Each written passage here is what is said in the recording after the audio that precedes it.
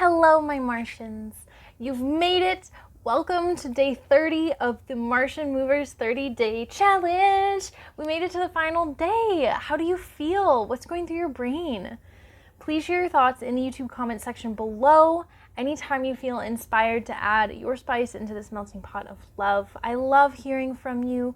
I love hearing from you privately, publicly, any way you want to express it. If you just want to give me a virtual high five right now, that's cool too.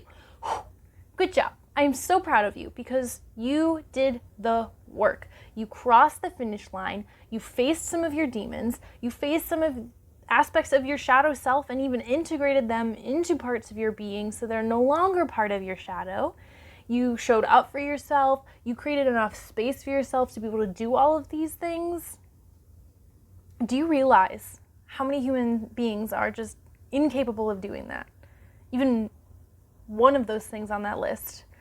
And I'm not a fan of giving compliments that like degrade or like downsize the effort of other people, because that's kind of like, it's a version of comparison that, steals a lot of joy from the situation. So I don't mean to say that in in a negative way, but I just mean like you are truly exceptional. You are doing the work that some people fucking wish they could. They wish they had the ability to do what you did. So whether that is an act of the hard work you put into it or a matter of some version of privilege, please just recognize all of it and cherish it.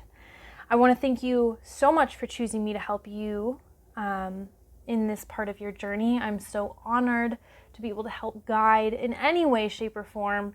The fact that you chose to be here with me is something that I will cherish forever, and I will never forget you. Please stick around. Please send me messages, tag me in your posts, because from here on out, you are forever a Martian mover, right? And I want to support you for as long as you'll let me do so. So please continue on in your journey and remember that I fucking love you. So the last lesson that I kind of want to leave you on is this concept and notion of what it means to be a hero and how you can be one. So, before I dive in completely into this subject, I just want you to know that there are a lot of people out there, right, who are not following their dreams whatsoever because they're scared of the opinions of others, right? No matter, I'm sure at least one tiny portion of this challenge was challenging for you because of the opinion of others, right? Whether it was a post or talking about the fact that you were doing it, or maybe it was the financial aspect of it. Regardless, if someone isn't on the professional playing field of life, grinding towards their dreams and their goals, they don't get to tell you how to live your life at all. Here's why. You've got blood in the game and they've got nothing but peanuts in their fucking hands. Welcome to the hero's journey. So this is an archetype that plays out a lot in fairy tales, right? I'm a massive fan of fairy tales. And, once I had hit middle school years, my all-time hero ended up turning out to be Luke Skywalker. And I was really into Star Wars. If you haven't, been able to tell you, I'm really into space. So from there, I kind of started getting really obsessed with fairy tale archetypes, right? And one time I went to Seattle and I went to the Museum of, what is it called? Museum of Pop Culture, I believe. Museum of Pop something. They have a whole fairy tale exhibit. And there was this section where you got to play this little interactive game and it told you what archetype are you? Obviously, I always imagined myself, because of the amount of shitty things that I'd been through in life, I was like, you know what? I always wanted to resurrect and become the hero of the story. And, I want to get it right. I want all of the struggle to be worth it. So what is this for? So I took the test and it gave me anti-hero. What is an anti-hero? So in order to understand what a hero is, we kind of want to know what an anti-hero is too, right? So anti-heroes aren't necessarily villains, because a villain is a totally different archetype. An anti-hero is someone who wants to be a hero but falls short of it for some reason. Why is it? Probably because they're still stuck in one of the first 4 stages of the hero story in a cyclical cycle of doom. So what do I mean by that? Well, let's go through the hero's journey and talk about the 12 steps that a normal hero goes through to complete that journey and where exactly an anti-hero gets stuck. So step number 1 in the hero's journey is that you're in an ordinary world, right? We're just getting to know the hero as a person. There's nothing special about them. They're human, therefore we can relate to them in some way, shape, or form. Then we get to step number 2, which is the call to adventure. So in this step, that's when the hero's adventure kind of really begins, because there is a direct threat to his or her safety. And if it's not his or her safety, then it's going to be their family, or maybe their way of life, or maybe the peace of the community that they live in. Look, it may not be super, super dramatic, like a gunshot or, an explosion. Maybe it's just a phone call or a really shitty letter that someone left at their fucking doorstep. Or maybe just like silence that they weren't expecting, right? So this is kind of when the comfort is disrupted. We begin getting comfortable with being uncomfortable. It moves us into the third part of the hero's journey, which is the initial refusal to that call to adventure. So this is a very normal, very just like understandable, beautiful human thing, right? And I specifically use the word beautiful because it shows us that we are addressing our vulnerabilities. So although the hero may be eager to accept this quest and this adventure sounds super fucking dope, the hero might still have some fears that are just way bigger than the call to adventure, right? This is kind of when the personal doubts start to creep in, and our hero's like, are we up to the challenge? Like, are we sure we want to do this? I don't really know. So then we hit step number 4, meeting the mentor. So this is a crucial turning point for some people. For others, this is kind of the end of their journey and they just cycle back to the beginning. And they repeat these cyclical processes of trauma or pain, or they just kind of accept the shitstorm that kind of came their way. An anti-hero. This is where they get stuck. So in meeting this mentor, this is kind of where, something beyond knowledge is obtained as well, right? So you start with these mentors, and the hero, they learn all the lessons, but when they're done, they usually receive some sort of token, some sort of object of significance. What does this remind you of, Martians? Remember that one time we made a ritual, and then we had an item that we gained from it? Or if you're a gold tier member, maybe you got a really awesome Martian headband, or the leg warmers, or the journal and pen. You got these symbolic things that you used in your ritual to help you move forward. This is the end of step number 4. So in my opinion, if you are the hero that I believe that you are, and you don't get stuck in the cycle, and you're able to move into the next phase of your life without falling back into old patterns, this is where we are. We move into step number 5. This is where we cross the threshold. So in other words, we are leaving the ordinary world, and our hero is now entering into the abyss, into this extraordinary, special world of some kind, right? This is where they're going to go eventually fight their battles and whatever the plot ends up being, right?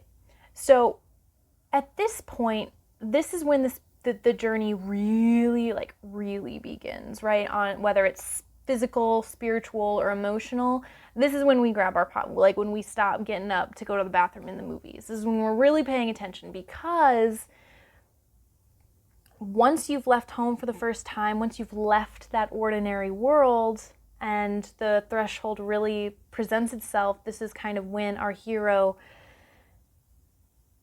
this is when their eyes dilate, right? This is when we take that nice big deep breath and the shitstorm begins. So we move into step number 6, which is when we are filled with a bunch of mini tests and we start to learn who our allies are and who our enemies are. So this is where we're finally, like, our hero has left the comfort zone entirely. Our hero is confronted with much more difficult series of challenges. Obstacles are thrown everywhere. And, you know, this is where he learns who he can trust and who he can't, right? Because when you're in the ordinary world, things are pretty settled. That doesn't necessarily mean things are happening, you're meeting people, you're not innovating, you're chill, right?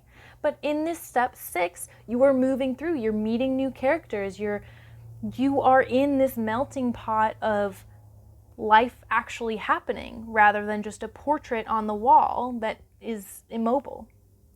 So as our hero starts to understand a little bit more about the big picture of the test, that the call to action that they were called to, you know, and they learn a little bit more about humanity, they learn a little bit more about, okay, well, this is where I need to go, these are the people that are going to help me, these are the people who aren't. All right, now we begin step number 7, which is approaching the cave. And just what I'm going to call approaching. Imagine the cave is where, like, the ordeal, like the main part of the story happens, right? So we are approaching it. Another way to think about this is if you're playing a level of Mario, right?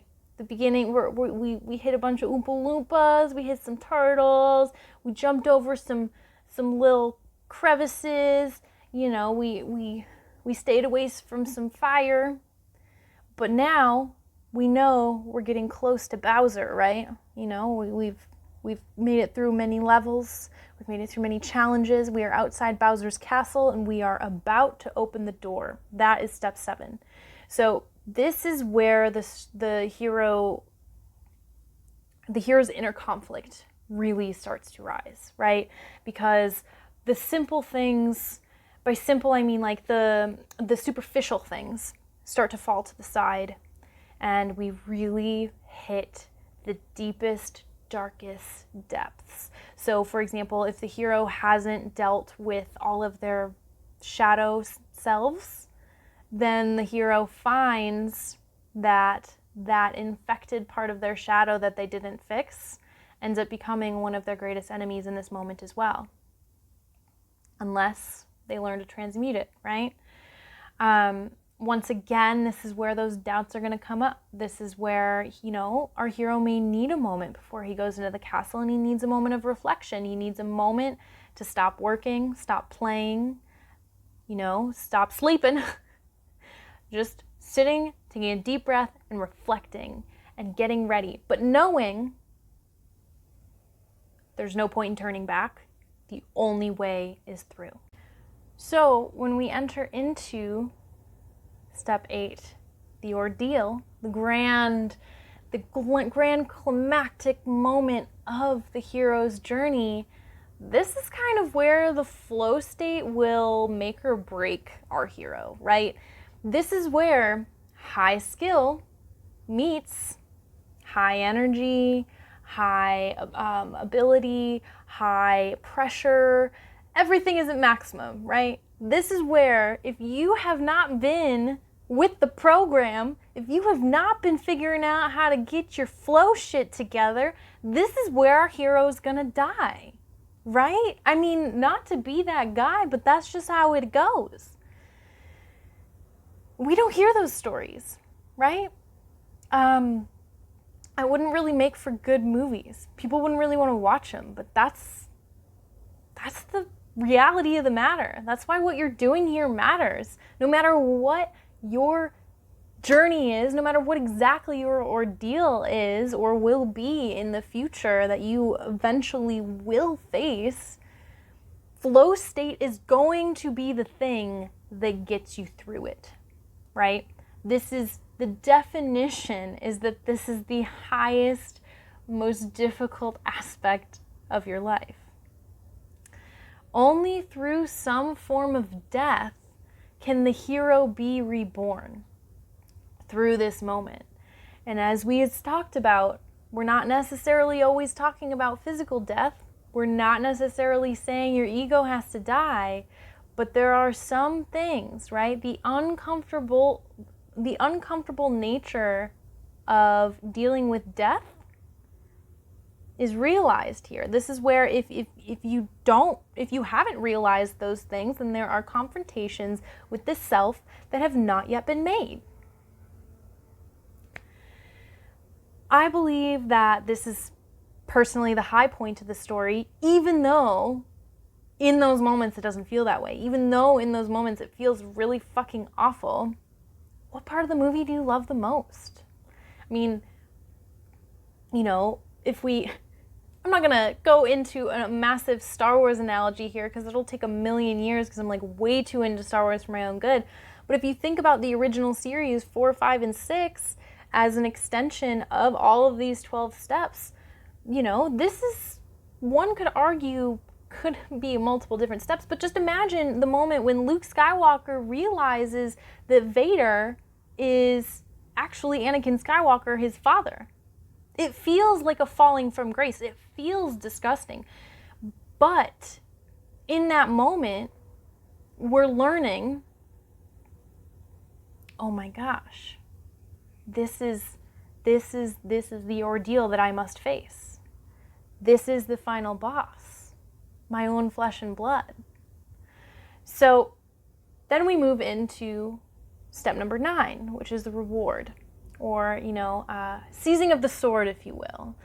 We imagine in medieval times pulling the sword from the stone. You know, after you defeat an enemy, or, you know, you survive death, or you overcame some sort of massive personal challenge, right?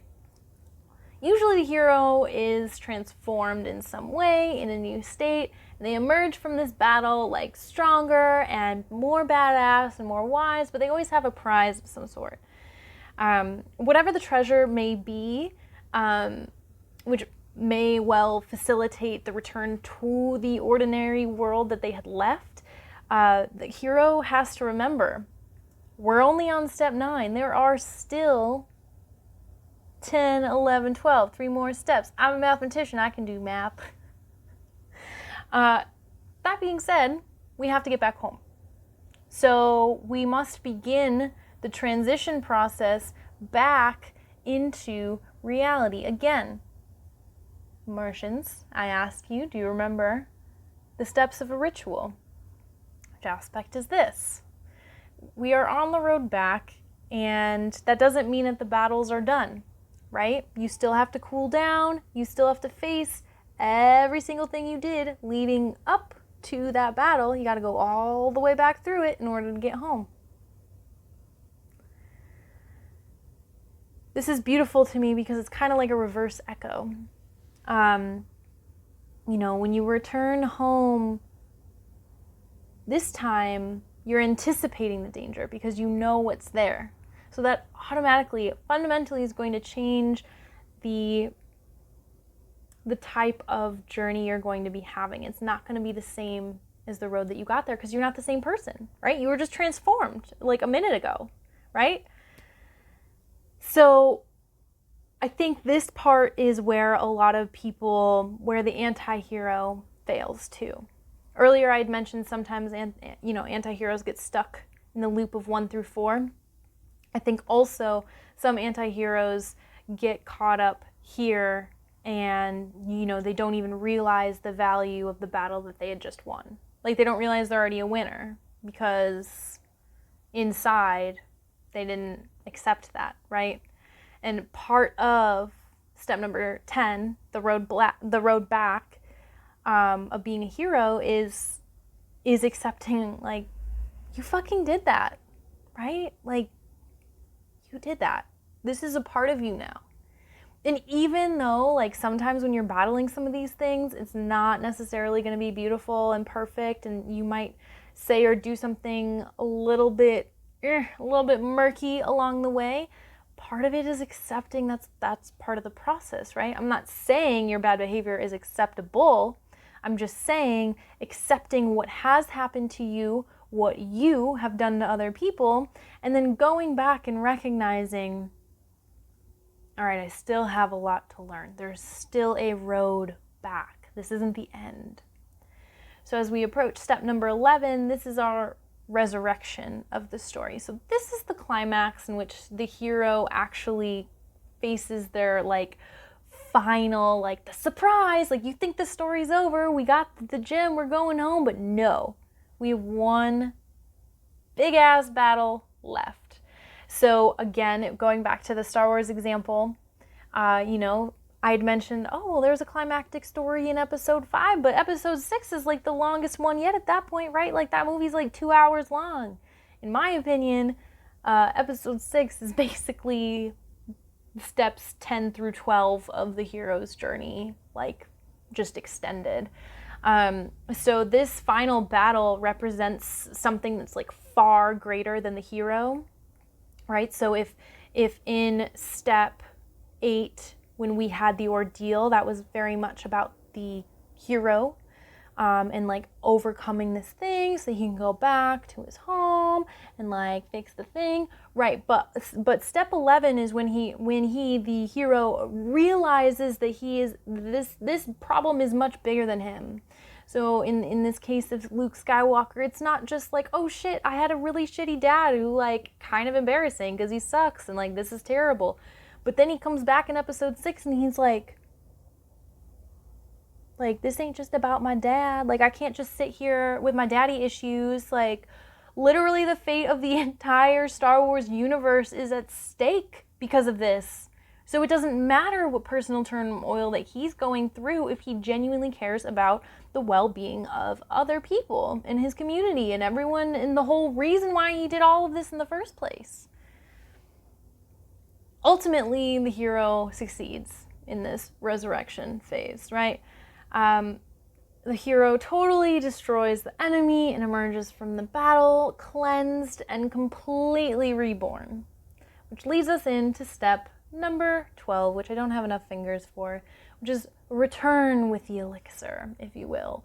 So this final stage is when, our hero is back in the ordinary world, totally changed human being, learned all of these things, totally grew as a person, faced all of these terrible dangers and death, but now looks forward to the start of a brand new life, a rebirth, if you will.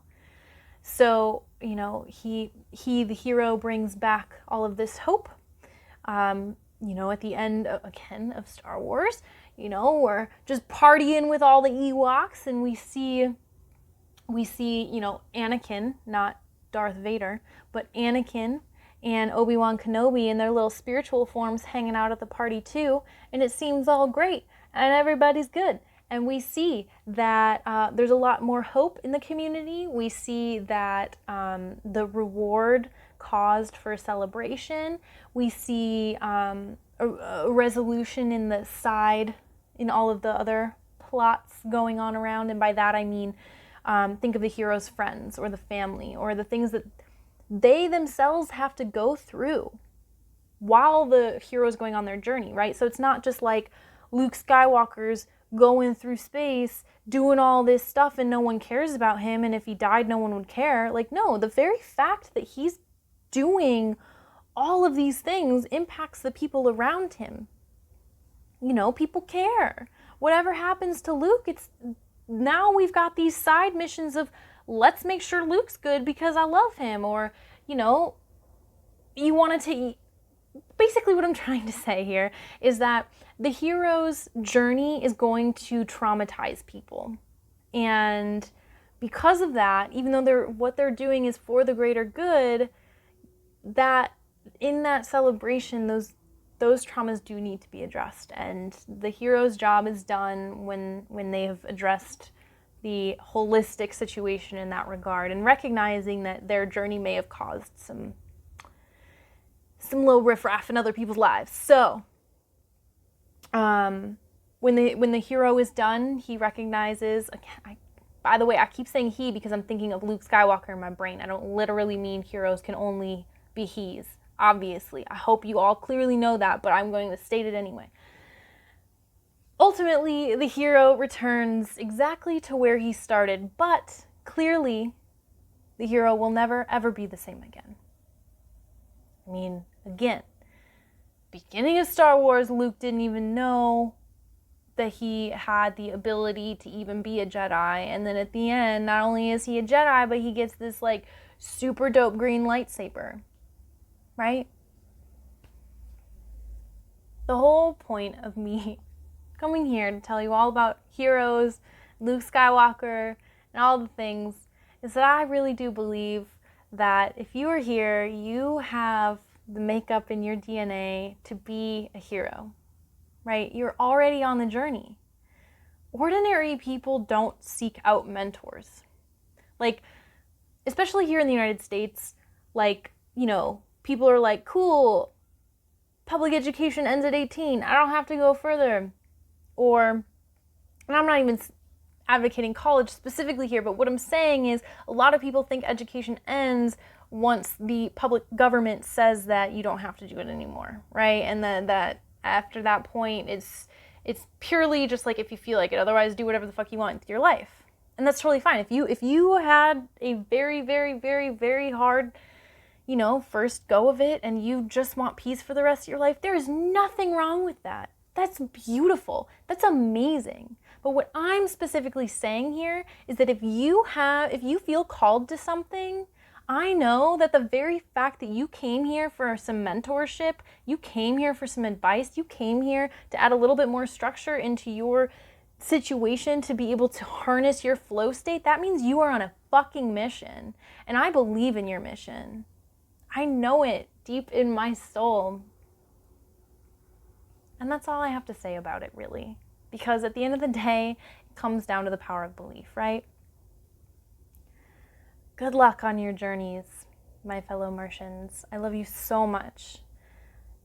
And then on a final note, if you have any other experience you'd like to share, please feel free to send me a message, make a post and tag the Martian Movers page, send an email, leave a comment, all the things. I want to hear all about it, and I want to keep cheering you on in your journey of being the hero that I know you are. So, may the force be with you. Thank you so much for spending your time with me today. Until next time, my loves. XOXO.